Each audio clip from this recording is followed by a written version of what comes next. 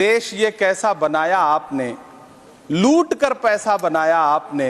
देखिए जलते दिए भी बुझ गए, अजब दीपक राग गाया आपने। अरे ये फिल्में टैक्स फ्री करने वाले लोग कफन तक पर जीएसटी लगा रहे हैं और ये गरीबों की बात करते हैं। मिडिल क्लास से आपका कोई रिश्ता नहीं। मिडिल क्लास तो आपसे कह रहा है कि मोहब्बत भाईचारे के दीवाने दिन ही लौटा दो, वो सस्ती दाल सब्जी के सुहाने दिन ही लौटा दो। ये अच्छे दिन तो अंबानी अडानी को मुबारक हो, हमें ऐसा करो साहब पुराने दिन ही लौटा दो। वो पुराने दिन जो बहुत अच्छे थे, वो पुराने दिन जहां लोग एक दूसरे से मिलजुल करके रहते थे। तुम्हारी फाइलों में गांव का मौसम गुलाबी है, मगर ये आंकड़े झूठे हैं, ये दावा किताबी है। पूरा सदन अमृत काल के बजट की चर्चा कर रहा है, मैं तो गरीबों की रोटी और दाल के बजट की चर्चा करूंगा। मैं सदन में खड़ा होकर के इस बजट पे चर्चा करते हुए कहना चाहता हूं कि इस बजट में फुटपाथ पर रहने वाले, छप्परों में रहने वाले, झुग्गियों में रहने वालों के लिए क्या है, उनके लिए क्या है। जो प्रधानमंत्री के किए गए वायदों की बाट जोह रहे हैं। हर साल फरवरी की खूबसूरत सुबह और सजी हुई संसद से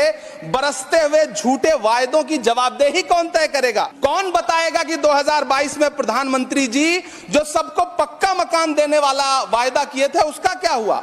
लोगों के सरों पर छत देने वाले प्रधानमंत्री जी के जुमलों से अलग उन्हें यह क्यों नहीं दिखता कि राज्यों में बैठे हुए उनके नुमाइंदे लोगों के सरों की छतें उजाड़ रहे हैं। उत्तर प्रदेश हो, असम हो, जम्मू कश्मीर हो, मध्य प्रदेश हो, भाजपा शासित राज्यों के बुलडोजर न सिर्फ लोगों के घरों को उजाड़ रहे हैं बल्कि कुचल रहे हैं लोकतंत्र को, संविधान को, अदालतों के मेयार को। मैम, मैं आंकड़ों की बाजीगरी से अलग हट करके इस बजट पर एक बात कहना चाहता हूं। आंकड़े तो ऐसे हैं इस बजट के, ये कह रहे हैं 4 करोड़, वित्त मंत्री जी 3 करोड़ कहती हैं, प्रधानमंत्री जी 4 करोड़ कहते हैं। पहले तो आप इस झूठ में ही आपस में ही सलट लीजिए कि 4 करोड़ सही है या 3 करोड़ सही है। आंकड़े तो ऐसे हैं इस बजट के मैम कि जो सुने वो बस पथराई आंखें लेकर किंग कर्तव्य विमूढ़ हो जाए।